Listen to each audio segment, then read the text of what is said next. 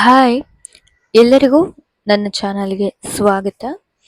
ಇವತ್ತು ನಾನು ವರಮಹಾಲಕ್ಷ್ಮಿ ಹಬ್ಬಕ್ಕೆ ಸೀರೆನ ಹೇಗೆ ಫೋಲ್ಡ್ ಮಾಡ್ಕೊಳ್ಳೋದು, ಹಾಗೆ ಹೇಗೆ ದೇವರಿಗೆ ಸೀರೆನ ಉಡಿಸ್ಕೊಳ್ಳೋದು ಅಂತ ತೋರಿಸ್ತಾ ಇದ್ದೀನಿ. ಅದಕ್ಕೆ ನಾನು ಮೊದಲನೇದಾಗಿ ಒಂದು ಸ್ಯಾರಿನ ತಗೊಂಡಿದ್ದೀನಿ. ಸ್ಯಾರಿನ ತಗೊಂಡಿರೋದನ್ನ ಮೊದಲು ನಾನು ಡಬಲ್ ಫೋಲ್ಡಿಂಗ್ ಮಾಡ್ಕೊಳ್ತಾ ಇದ್ದೀನಿ. ಡಬಲ್ ಫೋಲ್ಡಿಂಗ್ ಮಾಡ್ಕೊಳ್ಳೋದ್ರಿಂದ ನೆರಿಗೆ ಮಾಡ್ಕೊಳ್ಳೋದಕ್ಕೆ ತುಂಬ ಈಸಿ ಆಗುತ್ತೆ.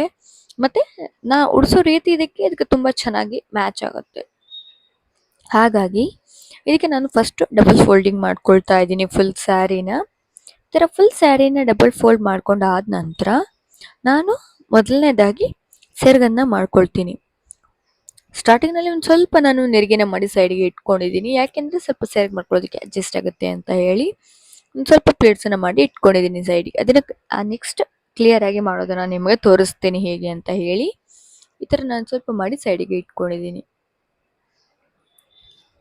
ಇದನ್ನು ನೀಟಾಗಿ ಫಸ್ಟ್ ಸೆರಗನ್ನು ಮಾಡ್ಕೊಳ್ಬೇಕು.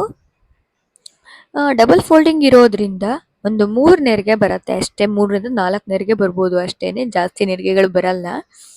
ಈ ಥರ ಬಾರ್ಡರ್ನ ಸರಿ ಹಿಡ್ಕೊಂಡು ಅದರ ಬಾರ್ಡರ್ನ ಮೆಜರ್ಮೆಂಟ್ಗೆನೇನೆ ಸೆರಗನ್ನು ಮಾಡ್ಕೊಳ್ಬೇಕು. ಈ ಥರ ಮಾಡ್ಕೊಂಡಾಗ ಒಂದು 3 ಬಂದಿದೆ ಅಷ್ಟೇ, 3 ಪ್ಲೇಸಸ್ ಬಂದಿದೆ. ಈ ಥರ 3 ಪ್ಲೇಟ್ಸ್ ಬಂದಿರುತ್ತಲ್ವ, ಇದನ್ನ ಸರಿಯಾಗಿ ಸ್ಟಿಫ್ ಆಗಿ ಹಿಡ್ಕೊಂಡು ಸೇಫ್ಟಿ ಪಿನ್ನದಿಂದ ಇದನ್ನು ಸೇಫ್ಟಿ ಮಾಡ್ಕೊಳ್ಬೇಕು. ಇದೇ ಥರ ಸ್ವಲ್ಪ ದೂರ ಆದ ನಂತರ ಮತ್ತೆ ಇದೇ ಥರ ಅಡ್ಜಸ್ಟ್ ಮಾಡಿಕೊಂಡು ಸೇಫ್ಟಿ ಪಿನ್ನನ್ನು ಹಾಕ್ಕೊಳ್ಬೇಕು. ಈ ಥರ ಹಾಕ್ಕೊಳ್ಳೋದ್ರಿಂದ ಅದು ಅಡ್ಜಸ್ಟ್ ಆಗಿ ಕುತ್ಕೊಳ್ಳುತ್ತೆ, ನೆರಿಗೆಗಳು ಬಿಚ್ಚೋಗಲ್ಲ. ಇದೇ ಥರ ನಾನೊಂದು 3 ಮೊಳ ಆಗುವಷ್ಟು ದೂರಕ್ಕೆ ಮಾಡ್ಕೊಳ್ತೀನಿ. ಸ್ವಲ್ಪ ನಾನು ಉಡಿಸುವಂಥ ಸೀರೆಗೆ ನಾನು ಯಾವ ರೀತಿಯಲ್ಲಿ ಉಡಿಸ್ತೀನೋ ಅದಕ್ಕೆ ಒಂದು 3 ಮೊಳ ಆಗುವಷ್ಟು ಉದ್ದ ಬೇಕಾಗುತ್ತೆ. ಹಾಗಾಗಿ ಒಂದು 3 ಮೊಳ ಆಗುವಷ್ಟು ಸೀರೆನ ಉದ್ದ ನಾನು ಮಾಡ್ಕೊಂಡಿದ್ದೀನಿ.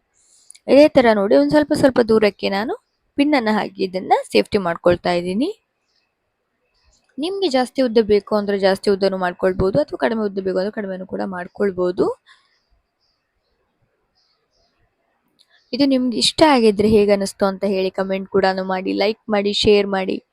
ಹಾಗೆ ನನ್ನ ಚಾನಲ್ನ ಹೊಸಬರು ನೋಡ್ತಾ ಇದ್ರೆ ಪ್ಲೀಸ್ ನನ್ನ ಚಾನಲ್ನ ಸಬ್ಸ್ಕ್ರೈಬ್ ಮಾಡೋದನ್ನ ಮಾತ್ರ ಮರಿಬೇಡಿ. ಇದೇ ಥರ ನಾನು ಎಲ್ಲ ಫುಲ್ ಸೆರಗನ್ನ ರೆಡಿ ಮಾಡ್ಕೊಂಡಿದ್ದೀನಿ. ಸೆರಗನ್ನ ರೆಡಿ ಮಾಡ್ಕೊಂಡಾದ ನಂತರ ನಾನು ಸೆರಗದ ಸೆಡೆಯಿಂದನೇ ನೆರಿಗೆ ಮಾಡ್ಕೊಳ್ತೀನಿ. ನೀವು ಬೇಕಂದ್ರೆ ಸ್ಟಾರ್ಟಿಂಗ್ನಿಂದ ಕೂಡ ನೆರಿಗೆನ ಮಾಡ್ಕೊಳ್ಬೋದು. ನೋಡಿ, ಸೆರಗನ್ನ ನಾನು ಸೈಡಿಗೆ ಇಟ್ಕೊಳ್ತೀನಿ ಈ ಥರ ಫೋಲ್ಡ್ ಮಾಡಿ. ಅದಾದ ನಂತರ ನೆರಿಗೆ ಮಾಡ್ಕೊಳ್ಳೋದಕ್ಕೆ ಸೆರಗನ ಸೈಡಿಂದಾನೇ ತಗೊಳ್ತೀನಿ ನಾನು. ನನಗೆ ಇದೇ ಸರಿಯಾಗುತ್ತೆ ಅಂತ ಅನ್ನಿಸ್ತು, ಹಾಗಾಗಿ ನಾನು ಸೆರಗನ ಸೈಡಿಂದ ತಗೊಳ್ತಾ ಇದ್ದೀನಿ ಫೋಲ್ಡಿಂಗಿನ.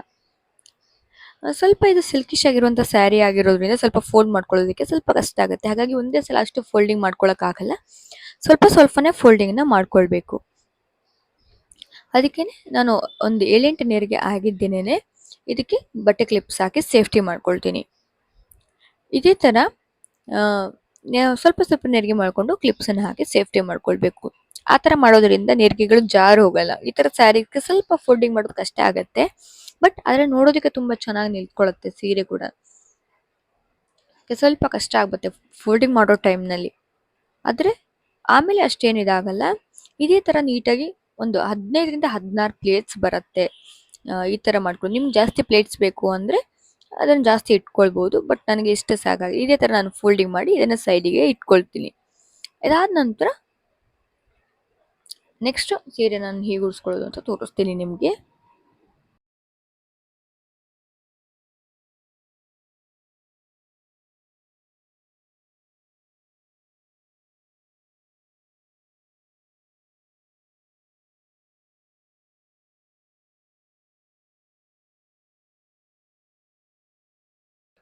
ಅದಕ್ಕೇನೆ ಈಗ ನಾನು ಈ ಥರ ನೇಯ್ಗೆ ಮಾಡಿ ಇಟ್ಕೊಂಡಿದ್ದೀನಲ್ವಾ, ಈ ಥರ ಎಲ್ಲನೂ ಕೂಡ ಸೇಫ್ಟಿ ಮಾಡಿ ಇಟ್ಕೊಳ್ತೀನಿ. ಜಾರೋಗೋದ್ರಿಂದ ಒಂದು 2-3 ಸಲ ನಾನು ಲಾಸ್ಟ್ ಪ್ಲೇಟ್ಸನ್ನು ಮಾಡ್ಕೊಂಡಿದ್ದೀನಿ. ನೀಟಾಗಿ ಬರ್ತಾನೆ ಇರಲಿಲ್ಲ, ಸ್ಲಿಪ್ ಆಗಿಬಿಡುತ್ತೆ. ಹಾಗಾಗಿ ಮತ್ತೆ ಲಾಸ್ಟ್ ನೆರಿಗೆ ಜಾಸ್ತಿ ಇದೆ ಅಂತ ಅನ್ಸಿದ್ರೆ ಅದನ್ನು ಒಳಗಡೆ ತಗೊಂಡು ನೀಟಾಗಿ ಪ್ಲೇಟಿಂಗನ್ನು ಕಂಪ್ಲೀಟ್ ಮಾಡ್ಕೊಳ್ಬೇಕು.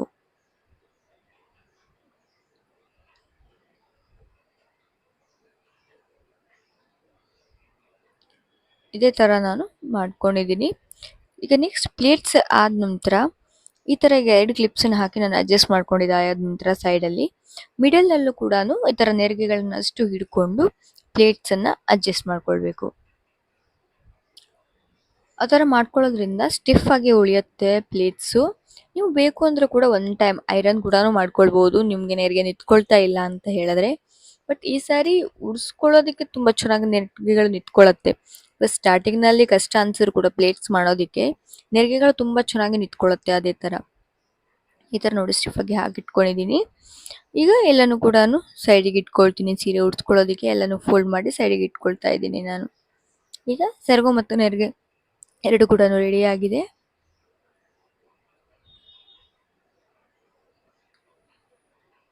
ಈ ತರ ಫೋಲ್ಡ್ ಮಾಡಿ ಸೈಡ್ಗೆ ಇಟ್ಕೊಳ್ತೀನಿ. ಈಗ ದೇವ್ರಿಗೆ ಸೀರೆ ಉಡ್ಸ್ಕೊಳ್ಳೋದಕ್ಕೆ ನಾನು ರೆಡಿ ಮಾಡ್ಕೊಳ್ತೀನಿ.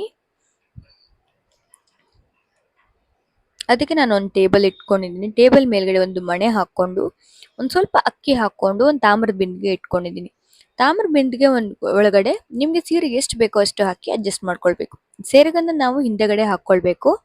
ಅದಾದ ನಂತರ ನಿಮ್ಗೆ ಸೀರೆ ಎಷ್ಟು ಉದ್ದ ಬೇಕೋ ಅಷ್ಟು ನೋಡ್ಕೊಂಡು ಅಡ್ಜಸ್ಟ್ ಮಾಡ್ಕೊಳ್ಬೇಕು, ಬಿಂದಿಗೆ ಒಳಗಡೆ ಹಾಕೊಳ್ಬೇಕು.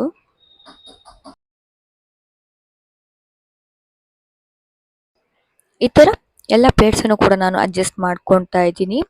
ಫುಲ್ ಬಿಂದಿಗೆನ ಇದನ್ನ ಕವರ್ ಮಾಡ್ಕೊಳ್ಬೇಕು. ಇದೇ ತರ ಮಾಡಿ ಒಂದೊಂದೇ ಪ್ಲೇಟ್ಸ್ ಅನ್ನ ಈ ತರ ಅಡ್ಜಸ್ಟ್ ಮಾಡ್ಕೊಳ್ಬೇಕು, ನೀಟಾಗಿ ಹಿಡ್ಕೊಳ್ಬೇಕು ಮೇಲ್ಗಡೆ, ಇಲ್ಲ ಅಂದ್ರೆ ಕೆಳಗ್ ಬಂದ್ಬಿಡತ್ತೆ ನೆರಿಗೆಗಳೆಲ್ಲ. ಈ ತರ ಅಡ್ಜಸ್ಟ್ ಮಾಡ್ಕೊಂಡು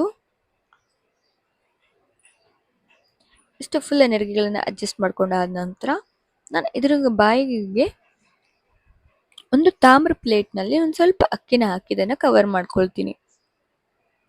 ನಾನು ಬಿಂದಿಗೆಯಲ್ಲಿ ಕೂಡ ಅರ್ಧ ಅಕ್ಕಿ ಹಾಕಿ ಇಟ್ಕೊಂಡಿದ್ದೀನಿ. ಅದಾದ ನಂತರ ಇದಕ್ಕೆ ಪ್ಲೇಟ್ಸು ಚಿಕ್ಕದಾಗೂ ಇರಬಾರ್ದು, ದೊಡ್ಡದಾಗೂ ಇರಬಾರ್ದು, ಅದ್ರ ಸರಿಯಾಗಿರುವಂತ ನೋಡಿ ತಗೊಳ್ಬೇಕು ಪ್ಲೇಟ್ಸ್ ಅನ್ನ.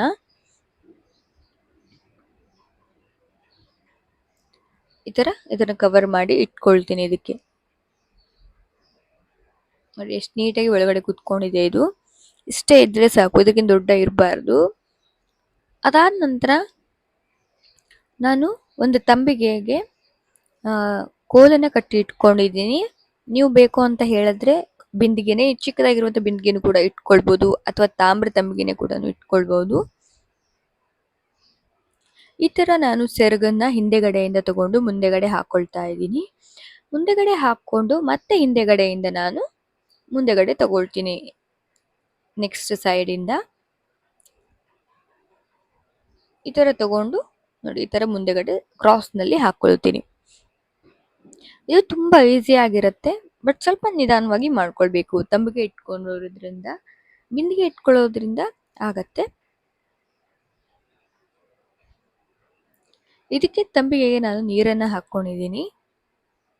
ಈ ತರ ಅಲ್ಲಿ ಸೇಫ್ಟಿ ಪಿನ್ಸಸ್ ನ ತೆಗೆದು ನೆರಿಗೆನ ಅಡ್ಜಸ್ಟ್ ಮಾಡ್ಕೊಂಡು ಎರಡನ್ನು ಕೂಡ ಅಟ್ಯಾಚ್ ಮಾಡ್ಕೊಳ್ತಾ ಇದ್ದೀನಿ ನಾನು. ಎರಡನ್ನು ಅಟ್ಯಾಚ್ ಮಾಡ್ಕೊಂಡಾದ ನಂತರ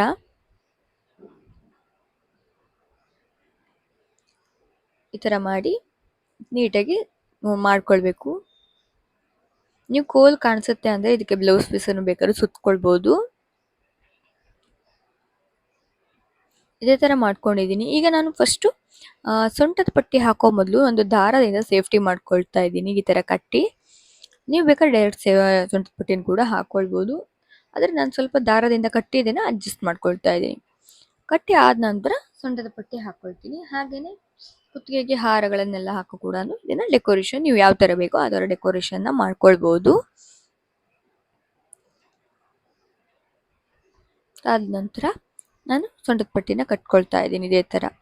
ಇದು ನಿಮ್ಗೆ ಇಷ್ಟ ಆಗಿದ್ರೆ ಪ್ಲೀಸ್ ಲೈಕ್ ಮಾಡಿ, ಶೇರ್ ಮಾಡಿ, ಕಮೆಂಟ್ ಮಾಡಿ, ಹಾಗೆ ನನ್ನ ಚಾನಲ್ನ ಸಬ್ಸ್ಕ್ರೈಬ್ ಆಗೋದನ್ನ ಮಾತ್ರ ಮರಿಬೇಡಿ. ನಿಮ್ಗೆ ಇದು ಹೇಗೆ ಅನಿಸ್ತು, ನಿಮ್ಗೆ ಈಸಿ ಅನಿಸ್ತಾ, ನಿಮ್ಗೆ ಇಷ್ಟ ಆಯ್ತಾ ಇಲ್ವಾ ಅಂತ ಹೇಳಿ ಕೂಡ ನನಗೆ ಕಮೆಂಟ್ ಮಾಡಿ. ಮತ್ತು ನಿಮ್ಗೆ ಬೇರೆ ಬೇರೆ ತರ ಹೇಗೆ ಉಡ್ಸೋದು ಅಂತ ಬೇಕು ಅಂತ ಹೇಳಿದ್ರು ಕೂಡ ನನಗೆ ಕಮೆಂಟ್ ಮಾಡಿ. ನಿಮ್ಗೆ ನಾನು ಮಾಡೋದನ್ನ ತೋರಿಸ್ಕೊಡ್ತೀನಿ ಹೇಗೆ ಅಂತ ಹೇಳಿ. ಇದೇ ತರ ನನ್ನ ಚಾನಲ್ನ ಲೈಕ್ ಮಾಡಿ, ಶೇರ್ ಮಾಡಿ, ಕಮೆಂಟ್ ಮಾಡಿ, ಹಾಗೆ ನನ್ನ ಚಾನಲ್ನ ಫಾಲೋ ಮಾಡೋದನ್ನ ಮಾತ್ರ ಮರಿಬೇಡಿ. ನಿಮ್ಗೆ ಇದು ಹೇಗೆ ಅನಿಸ್ತು, ನಿಮ್ಗೆ ನಾನು ಹಾಕಿರುವಂತ ಹೇಗೆ ಅನಿಸ್ತು, ಮುಕುಟ ಕೂಡ ಅಂತ, ನಾನು ಎಲ್ಲಿಂದ ಪರ್ಚೇಸ್ ಮಾಡಿದೆ ಅಂತಾನು ಕೂಡ ನಿಮ್ಗೆ ಲಿಂಕ್ ಕೊಡ್ತೀನಿ ಬೇಕಂದ್ರೆ.